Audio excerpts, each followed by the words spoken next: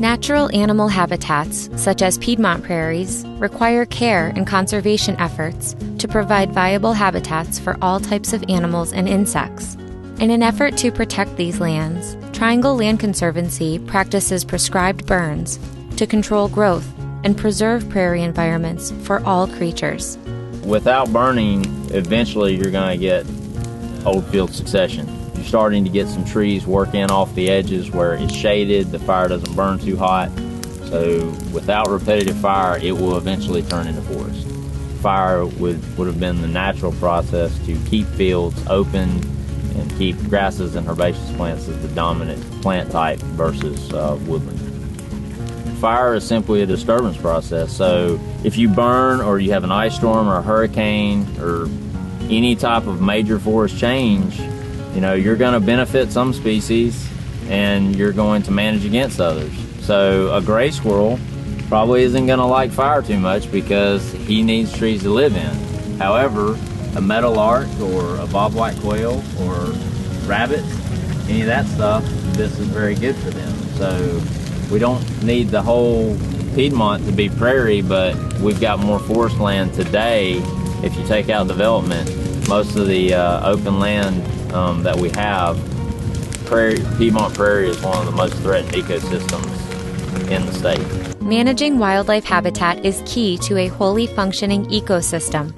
In conducting prescribed burns, we do our part in caring for the environment and those species that depend on it.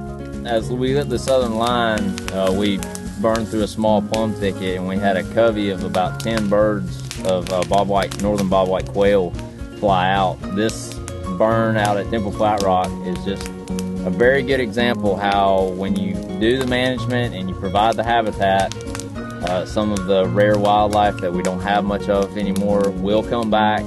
It will thrive. A covey of 10 birds this time of year is a pretty good sign because most of the time a wild covey of quail throughout the winter losses, usually they'll get sick or hit by predation, and a lot of times we'll see a covey of quail that we know about that will come out of winter only having 6 or 7 birds in it. Any day that I get to see a wild covey of quail is a good day for me.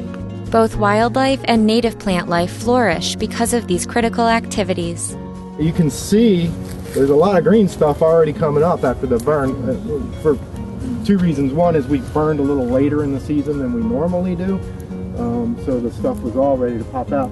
And by burning, you're getting rid of all that thatch layer and everything that builds up, and you're exposing the soil to the sun, and you're also creating a blackened area, and it causes the soil to warm up a lot faster, so you actually get a faster plant growth after you burn generally. Once a burn is completed, plant life, animals, and insects thrive, and the prairie can provide critical habitat for bee and monarch butterfly populations that are in serious decline. As a community organization focused on environmental wellness, we do our part and get others involved in the stewardship of these natural lands.